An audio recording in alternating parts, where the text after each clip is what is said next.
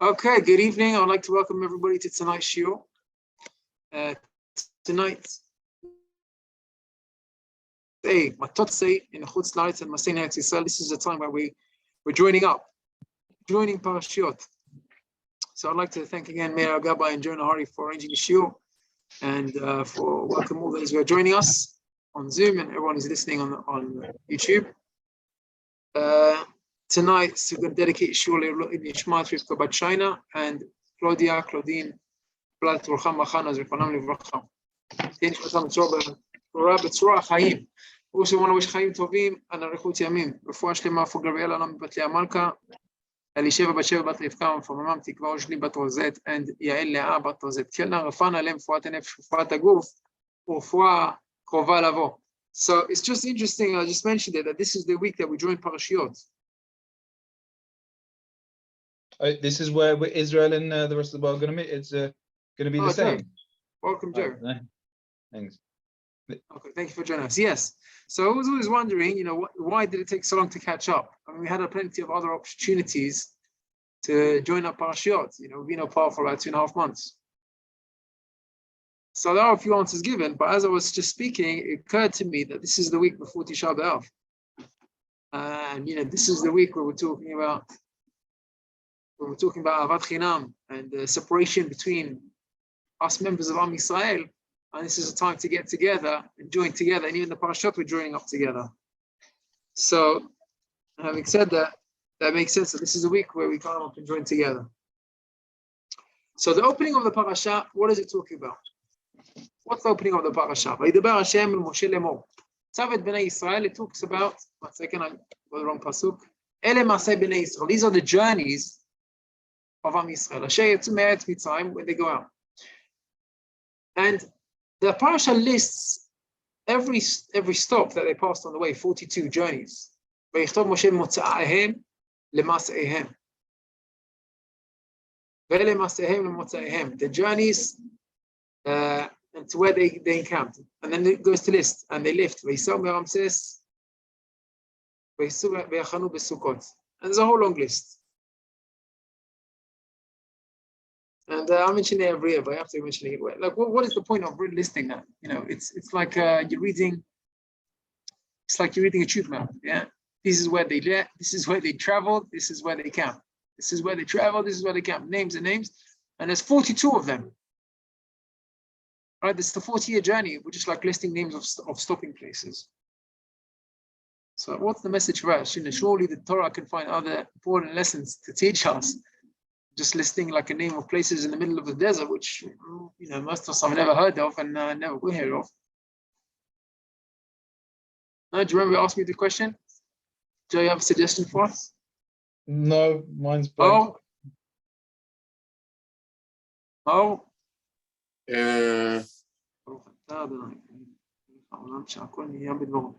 Man.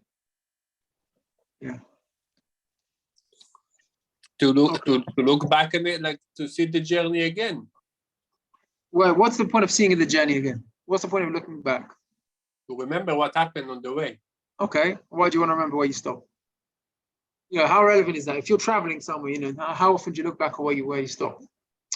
The only purpose of looking back is if each stop was significant. But if there's no significance in where you stop, just a place on the way, you're just counting traffic lights. What's the significance of that? So I'm going to tell you a message. I heard this from Rabbi Netanel Dadoun, and obviously it brings that from the Baal Shem Tov. So every person in life has their own travel. You have your own journey. Everyone has their journey.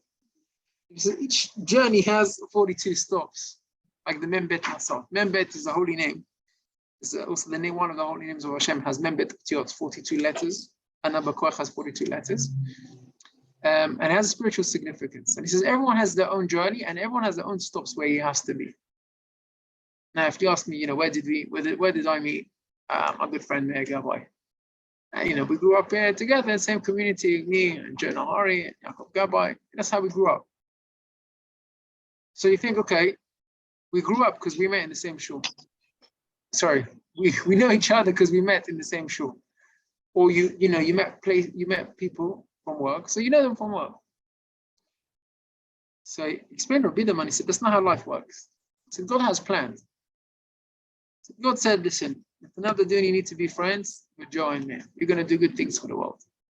So the way he made it is that we're going to pray in the same synagogue when we're young. We'll be in touch with all. And then we'll do good things. Baruch Hashem, YouTube channel, over 150 shiurim, maybe 200 shiurim already there. Thank God the shiur is going strong, almost 10 years. 9 years, 10 years almost coming up. And thank God. And this is the way of Hashem to planning things. So it's not like, oh, I met somebody on holiday and that's how we made business. Or I met someone at a party and then we made the shidduch. So listen, you needed to make a shidduch. So that's how you had to go to that party. You had to go to that place. And that's Elim. That's what we're reading it. It says these are the journeys that you have to make. Hashem is planning out your life. And you need to make a journey. You need to meet people. So he makes you go to the right places to meet the right people. That's why you should always, appreciate that when you're in the right place at the right time. It's because God sent you there. And I'd like to add, maybe if you're at the wrong place at the wrong time, also, you have to thank God. Maybe I'll share a story over here.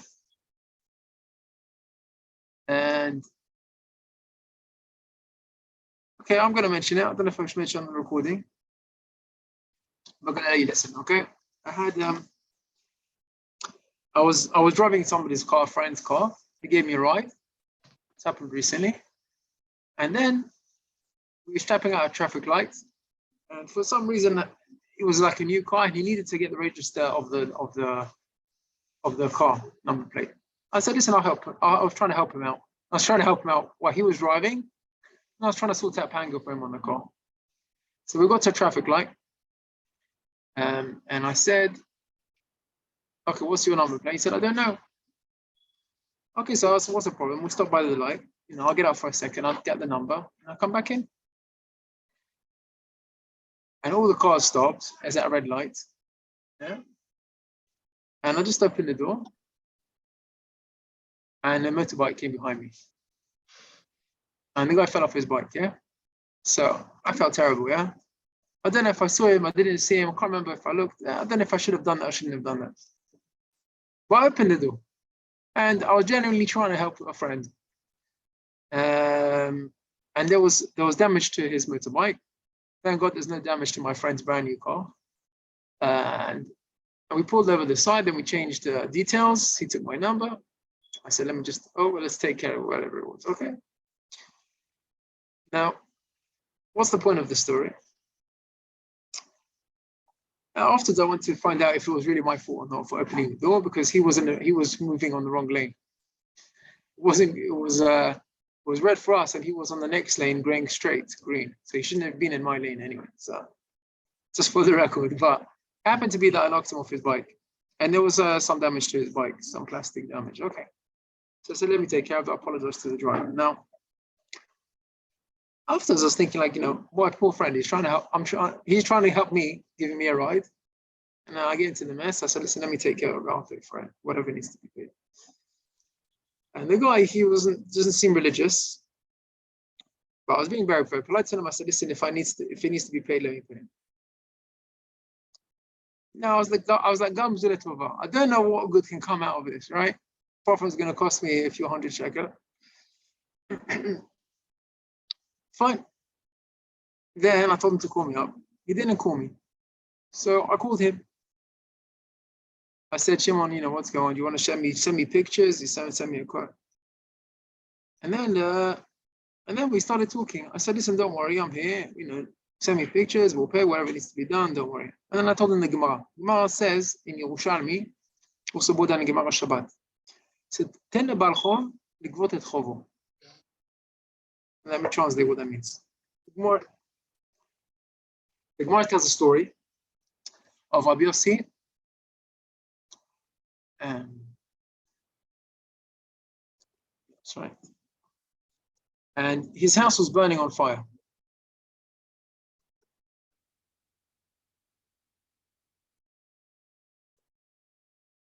And they came to turn up to put out the fire.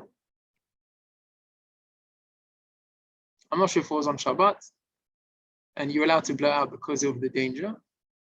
And הניחו לגבי לגבות את חובו. Yes, right?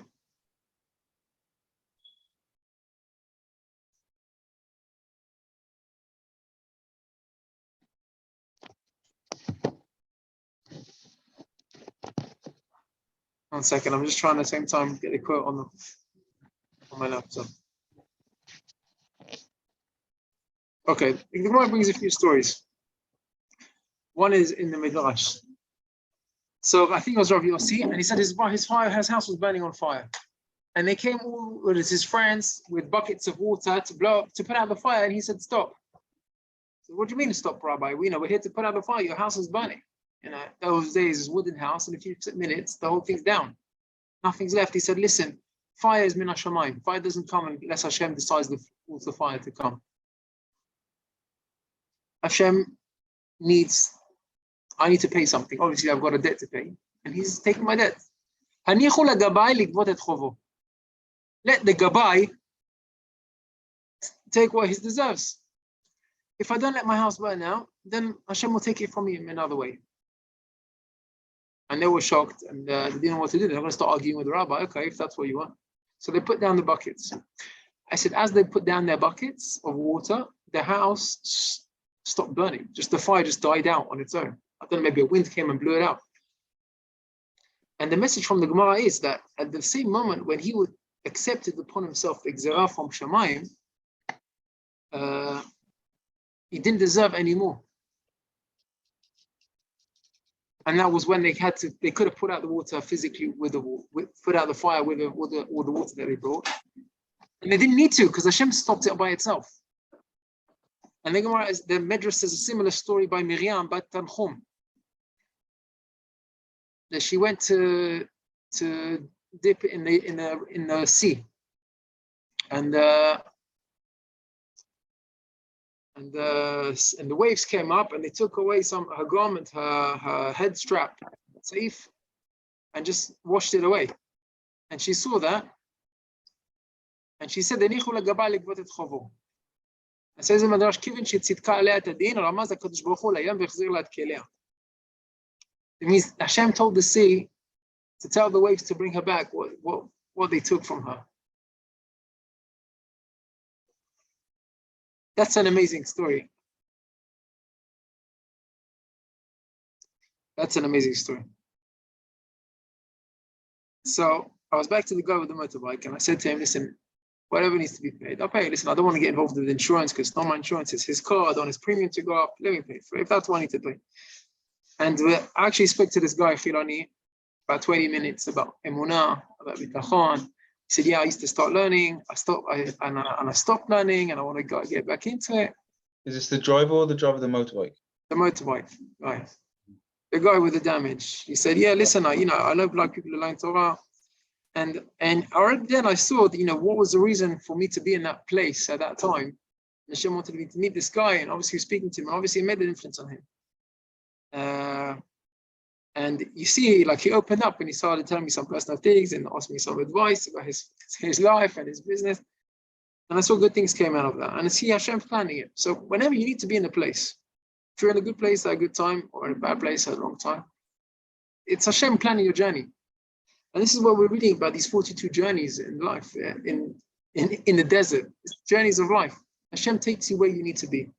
And each stop is something where you to learn from, or where you need to teach others.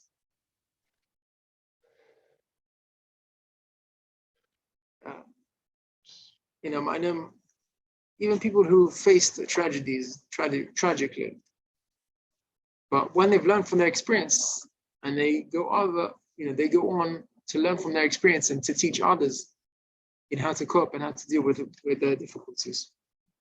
So that's the first message of this week's parasha. Moving on, the Pasuk says, "Vayisu me'elim."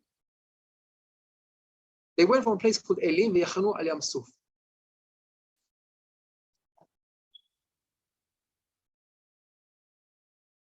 So I saw this beautiful lesson brought down from the Bnei Yisachar, one of the Hasidic teachings. He says, what was Yam Suf? Yam Suf was when they saw the miracles of the sea split. It's when they saw God with their own eyes. It said, "Ze keli v'anvehu." Imagine the ability to see God. Zekeli can just point and say, wow, these miracles. He says, Shifcha al-Hayam, even the maid servant on the sea, right? That means the cleaner, the guy who's working. She saw in Kriyat Yam Suf what even the Navi Yechezkel Muzid didn't see. That means more than the prophets. That's the open miracles of this one Yam Suf. So it says Bnei Yisachar, how did they merit to get to Yam Suf? They had to travel first from Elim. It's from when you travel from Elim that you get closer. That's how you get to Yam Suf. Now he explains, what does Elim mean? Elim, literally, the word means gods. They traveled from other gods. That means when they left other gods, that's when they saw Zekeli Vanvil. They managed to see our God and point to God. When they leave the false gods, that's when they see Zekeli Vanvil in Yam Suf. Vaisu Me'elim, they left their other gods, and that's when they arrived at Yam Suf and they saw God with their eyes, or the glory of God, the miracles of God. Now, every person has a stage in their life where they just realize this, and there's no one else, only God. I'm trusting in Him. And he knows when he does that, that is going to bring him to his success, to his Yeshua, his salvation, his Paramasa. And he knows that if he can try other ways, it's not going to help. His bitachon in Hashem, that's what's going to happen to be Matzliach. And that's the rule. Ki olech betom, someone who puts his trust in Hashem, then he sees special siyata d'shmaya. And he sees success. And also the opposite true. As he said, so he says a story over here in over Bidaman. It says a story from Monsey. Monsey is like a very heavy Jewishly populated city or town in America, New York, Monsey. And he said that there was a family that before Shabbat they left the oven on. Right, they cooked some food for Shabbat. They took out the chicken from the oven. They left the oven on. They went to the shower in the rush before Shabbat. They lit candles. They forgot the oven was on. So they're sitting down at the table and they can feel it's hot. And they realize that the oven's piping hot. And they forgot to turn it off. So so we can we turn the oven off? So they went to ask the local rabbi if they're allowed to turn off the oven. So he went out on Shabbat, after the meal or during the meal, and he went down to look for the rabbi. And the rabbi said to me, what's wrong with leaving the oven on?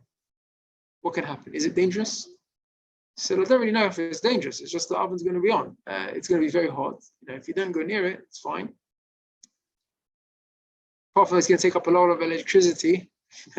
If the oven's going to be on the full 24 hours, going to get a big electric bill. But apart from that, there's not really any danger.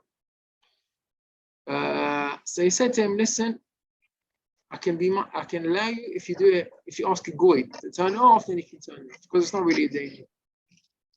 It's not even a safek danger. So he said, if you find a goy can turn it off. So this is the part of the story I didn't understand, because the story, he says that he couldn't find a goy. Now, I don't know why it's so hard to find a goy in New York. I've never been to Monsey, but apparently it's so heavily populated with the Jews that he saw Jews there on Shabbat. He couldn't find the goy for whatever reason. He came back and he said, okay, if that's halakha, we'll just leave it on. And, he was, I don't know how comfortable he was feeling like going to sleep and leaving the oven on. But he tells the story that as he went to bed, there was a power cut in the city of Monsey, and all the power went down. And after a few minutes, it came back on. And the oven didn't turn on. And the oven didn't turn on. Yeah. It's an electric oven, you have to switch it on when the chashmal comes back. And he realized, he said, I didn't need to turn off. God turned off for me. I did the right thing. I didn't lose out from it.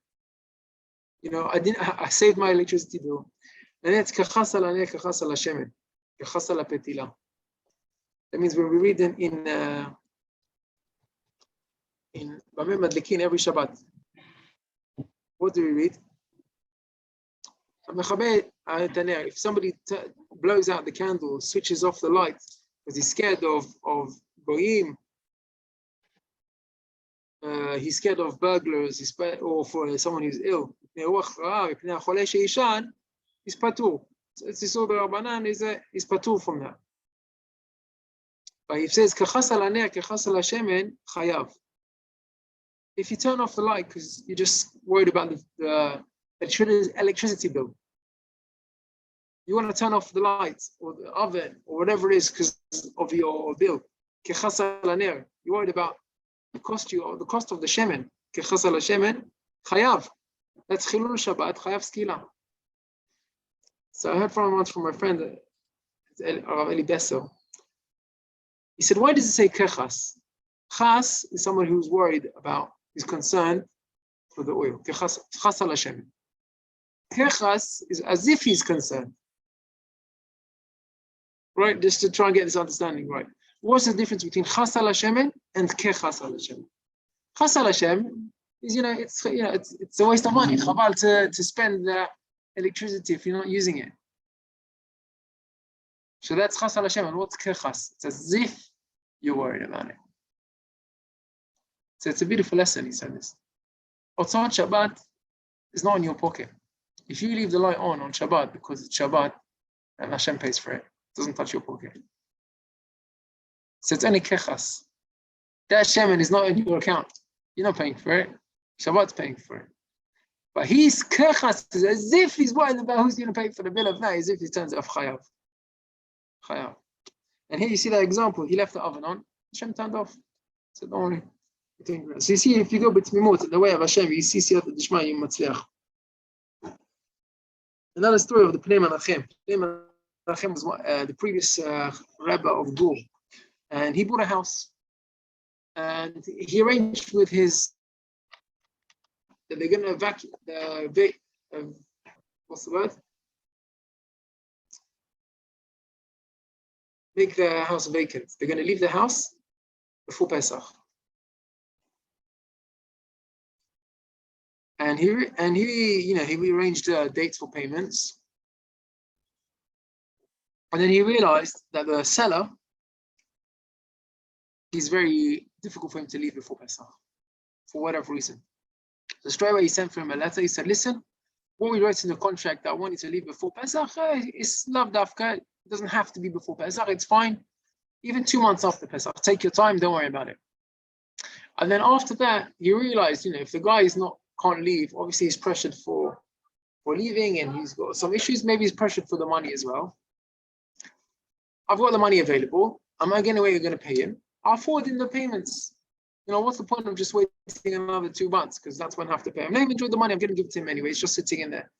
I've got it anyway. So why don't I I'll give it to him. So he had it in some saving account. He took out the money, he paid him everything in advance. So the guy was obviously very impressed with Pnei Menachem, the Ger Rebbe. And he said, thank you very much. He said about 2 months later, after Pesach, he gave him the keys, they finished the deal, that was completion, and he was happy. And then he realized something. What was the miracle? He was just trying to be, a friendly, nice guy.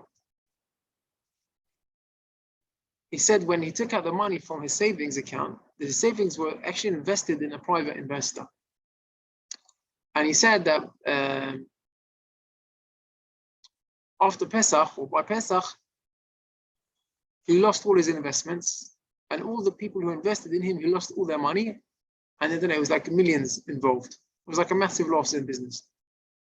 And he said because he took out his money and he paid him in advance or in the time, and he paid him before Pesach, he took out his money early to pay this guy, he saved all his money.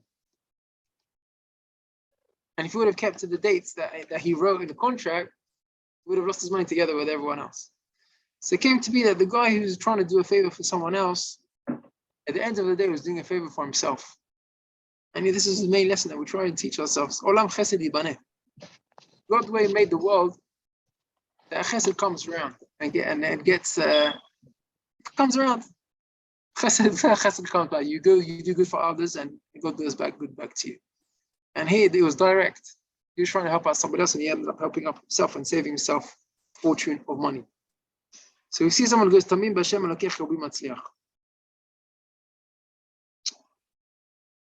The opposite. Somebody who does the wrong is target. and does not go in the way of Hashem. He thinks he's going to gain. In the end, he sees that he loses from it.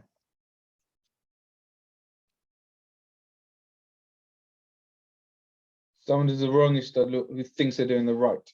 Yeah. If you go b'tmimut, you be success. And if you do the opposite, you lose out. So I'm going to give you two short stories. One is from Rabbi Moshe Aronstein. He was Rosh Yeshiva in Kamenetz. And he went to collecting for the yeshiva. Yeah. Fundraising for the yeshiva, for teaching Torah. I once heard from in the name of the Chafetz Chaim, from Rav Stillerman. Rav Nochum Stillerman. In the name of the Chafetz Chaim, he said, why did Rosh Yeshiva need to go out collecting for money for the yeshiva?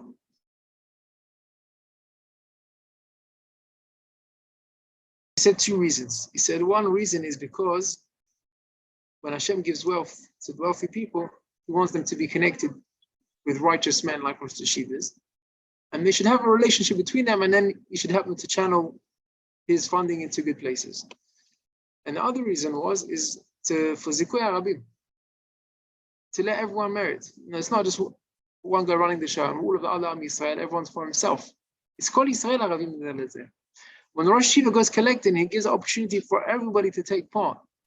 So everyone has some merit in the study of the yeshiva, because everyone's involved, everyone's contributing. So he went out to collecting, and he went to Switzerland.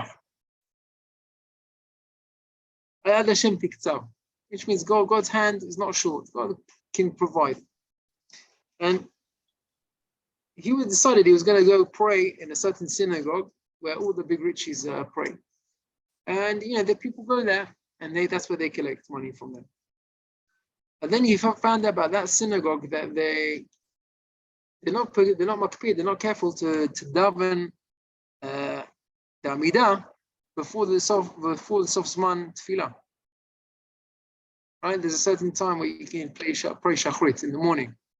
Right? Depending on the winter or the summer, but until like 9 o'clock or 9:30, then that's the end of the zman of tefillah. I don't know where it was in Switzerland, what time of the year it was. Maybe it was summertime, so it's much earlier. It could be 8:30.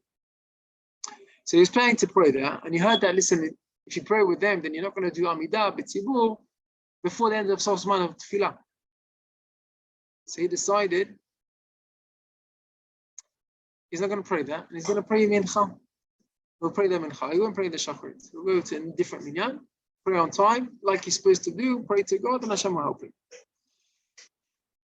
So that's what he did. And then in the morning, after tefillah, he met his friend from Eretz Israel. He was also collecting there. He said, why didn't you come this morning to the rich shul? He goes, whatever, I had my reasons. He said, you don't know what you missed. He said, what did I miss? He said, there was one rich guy came up to the Torah, and he said, I'm giving out to everybody 100 francs. Don't know how much is 100 francs, but in those times it was a considerable amount of money. So he said, you made a mistake, you should have prayed there. He said, Min Hashamayim, Ayad Hashem tiktzar. God knows how to provide in every situation. I came here L'Shem Shamayim. I did the right thing. I didn't pray there for reasons of halacha. I don't think I'm going to lose out from it. He went for mincha time. And in the mincha, he saw the famous Gvir, this tourist philanthropist, major rich guy. And he walked over to him and he said, listen, I heard about your generosity this morning. And he said, listen, I wasn't able to be here this morning, but maybe you'll be able to provide me that contribution that everyone else received. And he straight away took it out of his pocket. Yeah, sure, here's no problem. Here's 100 francs for you. And then he stayed there to pray a bit. Let me get this right. And the guy, he saw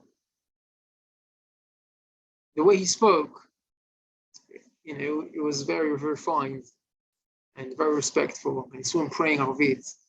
And look, it stood out. He stood out.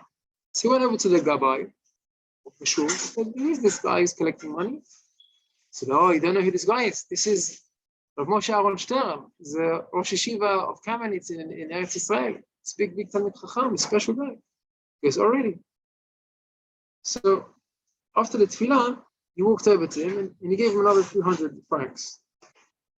So he was already on 400.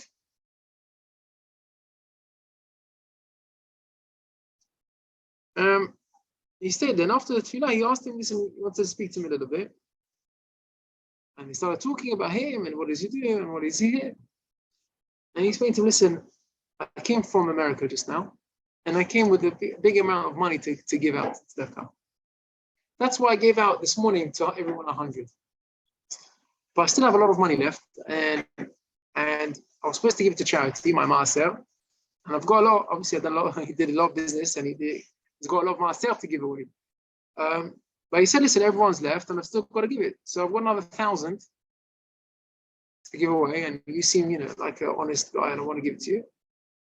And I'd like you to have the money for your yeshiva. So at the end of the day, he walked out with 1,400 francs. He said, had he gone this in the morning,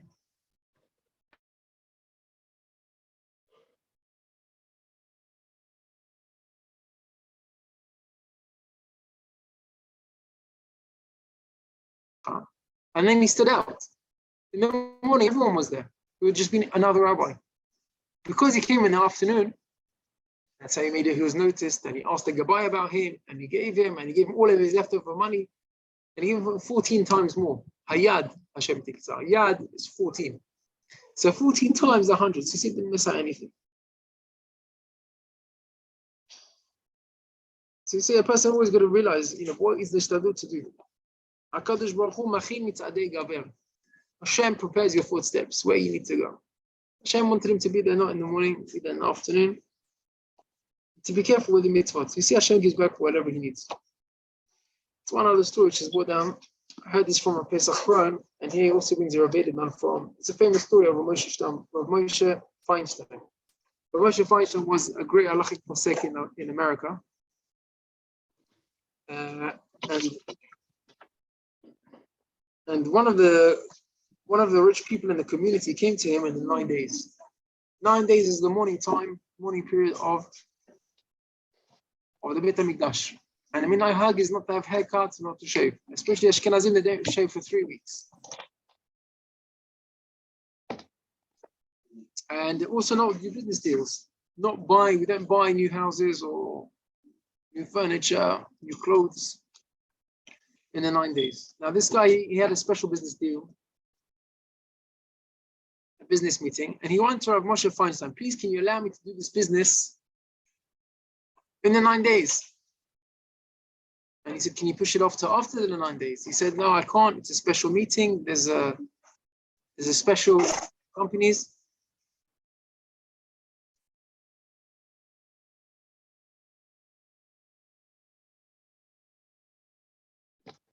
He said, can I come? It's called the Hefsed Mammon. There's going to be a loss of money. There's a lot of money to lose here, and there's a lot at stake. It's a big, big business deal. I want to make sure that I don't lose it. So he said, if it's a Hefsed Mammon, then I can allow you to go and do the 9 days business. So he said, okay, fine. He said, Rabbi, could you allow me to shave? I want to look good for the meeting. I want to look respectable. I want to look honorable, presentable. And Rav Moshe said, I can't allow you to shave. He said, I can allow you to do the business, but I can't allow you to shave in the 9 days. It's Avelut for Yerushalayim. He said, okay. So he scheduled in the meeting. And then he felt bad not to shave. He said, well, I'm not going to go shaving. I look scruffy. I can't lose so much money at stake. He said, if he allowed me to do the meeting, maybe I can also shave. And he was like debating with himself to shave, to not to shave. On the morning of the meeting, he decided that it's very important. He doesn't want to take any risks. He wants to look his best and he's going to shave against what Moshe said. And he went into the meeting and everything was going good. It was a good meeting. They discussed the figures, they discussed the properties, the buying, selling, about to sign the contract, all the big CEOs of the companies. He was very happy. But then when it came to closing, he said, listen, we just want to know something. How do we know we can trust you? How do we know you're going to just pull us over. You can say one thing and then you can say, listen, I'm an Orthodox Jew, I'm a observant, I'm religious, we don't do these things, we're very honest in business, very trustworthy, there's no lying, there's no cheating. And he seemed to be convincing. He gave a whole speech. And then one of the members of the CEO, in the meeting, CEO, he said, but I've got Jewish friends. They are very honest, that's true, but I know that in this period of these weeks, they don't shave. So why do you shave? Why don't they shave and you do shave? So obviously you're not really abiding by the law. So not exactly everything you say is accurate. I don't know if we can trust you and rely on you. And then the whole meeting turned around. And it broke apart just from that. And then they all left without signing any contract. And they just left him standing on his own.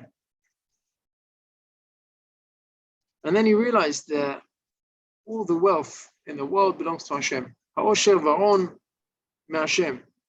You can't get anything by doing the wrong thing.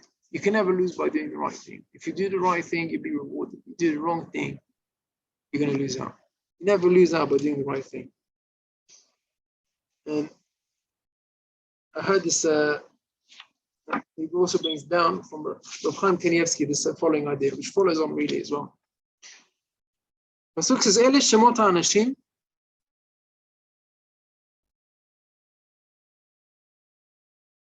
Ele shemot ha'anashim, which,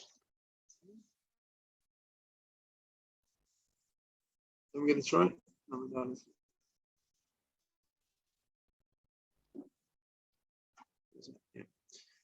These are the names of the people that went into the land of Israel. And it says the Nasi, the leader of each tribe, Yeshua ben Nun, and these are the names, Caleb ben Yefuneh, and it says all the other names. Now all of the Nasiim, they all died. Now, like none of the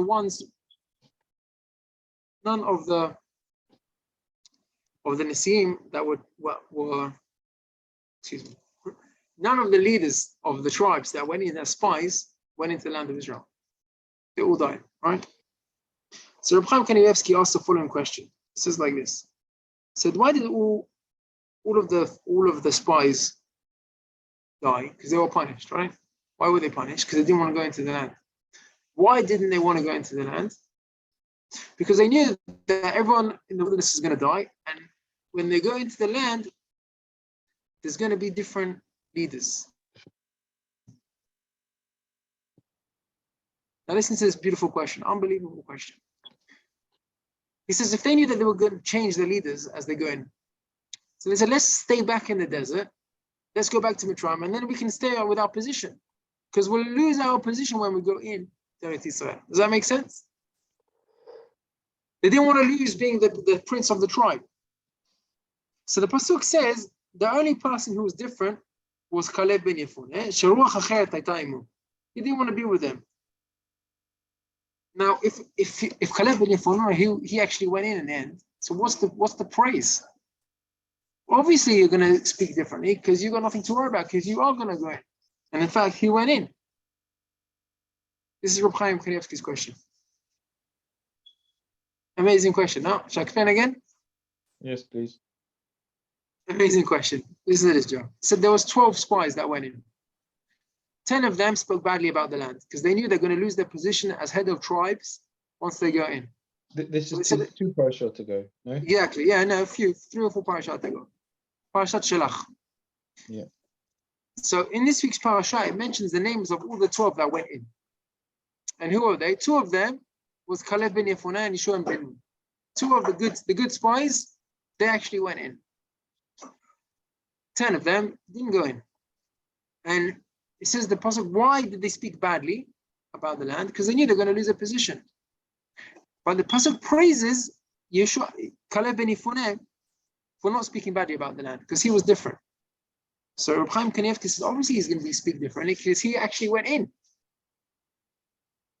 If he went in, obviously he's going to speak differently. They spoke badly because they know they're not going to go in, or they're not going to be leaders when they're going. So what's the praise of him? Why is he any different? the question clear? A little bit. Yeah. He's saying, what's the praise of Caleb that will speak differently than all the other tribes? The reason why he spoke differently because he was the one that actually ended up going in. They spoke badly about the land because they didn't want to lose their position. Right. But they all went in. You're saying all died. Caleb knew he was going to stay in his position. No, that's what we're assuming, yes. So Rav Chaim Kanievsky says the opposite is true. Meir, he said he knew that he was not going to get his position. And in fact, he's going to lose it, like all the other tribes. You have to say that. But nevertheless, he said, I'm still going to do the right thing. I don't care about me. I care about what's right. What's right and not what's wrong. And I'm going to do the right thing. And you see, he didn't lose out by doing the right thing. He said, because of that merit, because he did the right thing, then in that merit, God gave him the merit of going into Eretz Israel. But really, he should have lost it, like all the other 12 tribes. But because he was different and he went around against what they were going, against all his other 10 friends or 10 leaders, and he spoke good about the land, it's in that merit that he actually went into Eretz Israel. And here we see those people who listen to Hashem, they never lose. You never lose by doing good things, you only gain. Okay, I think we're going to end off here. I'll just say one more thing. It's a period of mourning for Yerushalayim. The end of the parasha says that one portion of land does not go from one tribe to another. לא תסוב נחלה ממטה למטה אחר. And there's a whole story of the daughters of Tzalafchad. They wanted a portion in Eretz Israel. So the Tiferet Shlomo brings, he says, we're all brothers, so who cares if, it goes from one tribe to another. You see, the Torah was careful that each one should love his land. You have to love the land of Israel. So I'm not giving up my land. This is the land of my fathers, of my tribe. It's going to stay in my tribe. I'm not going to let it go to another one. Even though Ulam Israel, Kulam Kedoshim, and Kulam Shiftaya, we're all 12 tribes. But you see, you have to love your land. The Navi says, Tzion Doresh En Lam. No one cares about Tzion, about Yerushalayim. So the reason why the Geulah doesn't come is because no one cares about, no one's crying for Yerushalayim. And nowadays you walk into Jerusalem and you see the Kotel, but you see around it churches, mosques, all around Har Bayit. There's no Beit HaMikdash. And this Tisha B'Av we're going to be crying, but we want to try and make it different. It's time for Hashem to come back to his house.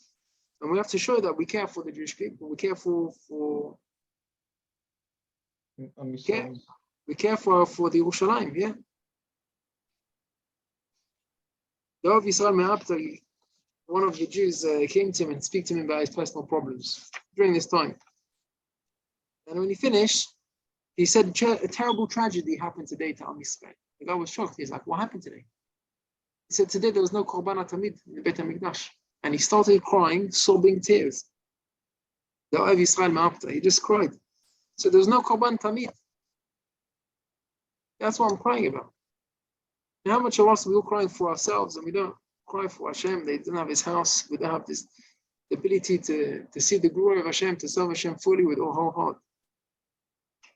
Chafetz Chaim said that when the Rav of Brisk, they came to call him to be the rabbi in the city, he didn't want to come. He had his own personal reasons. And they said to him, listen, Rabbi, we're waiting for you. So what do you mean who's waiting for you? He said, listen, there's 25,000 Jews waiting for you to come, to be the leader, to be the rabbi of Brisk.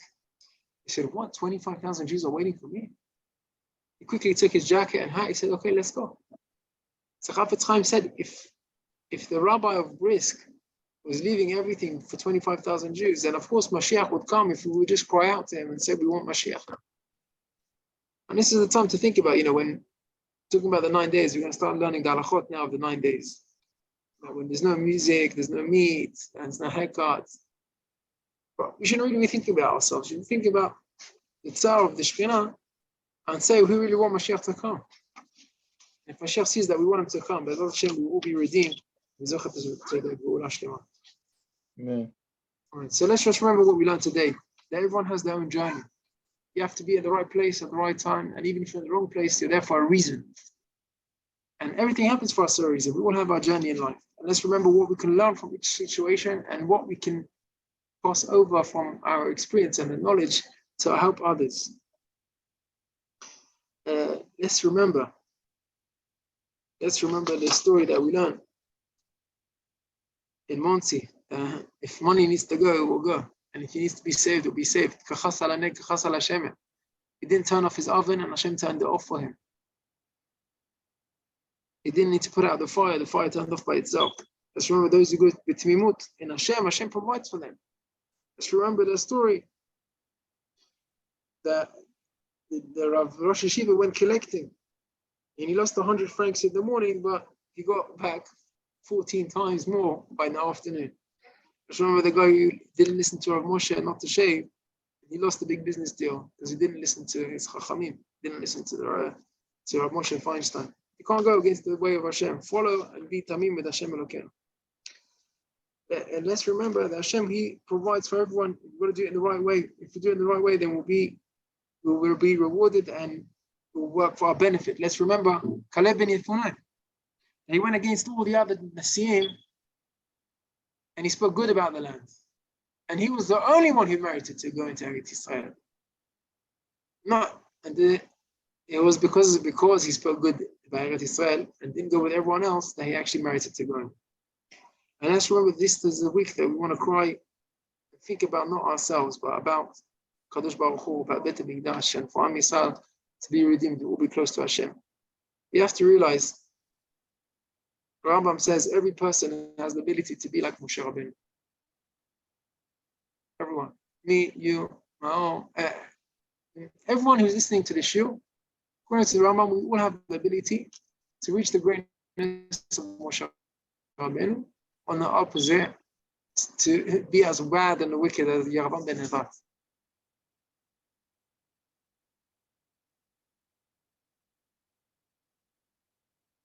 Who was a prophet. That means we all have an ability or potential to be prophets, to see God. When the Bet HaMikdash has arrived, people just used to come in once into the Bet HaMikdash and receive prophecy.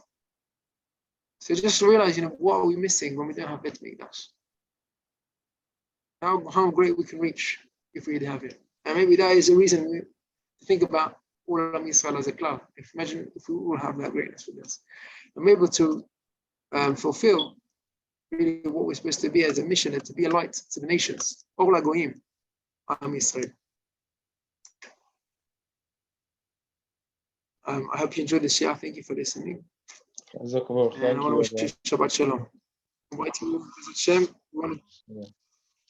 Thank you. I invite you for Chodesh Tov to everyone. And I want to invite you all for a few minutes of halachot on the 9 days. Some of the halachot. May I come and do recording?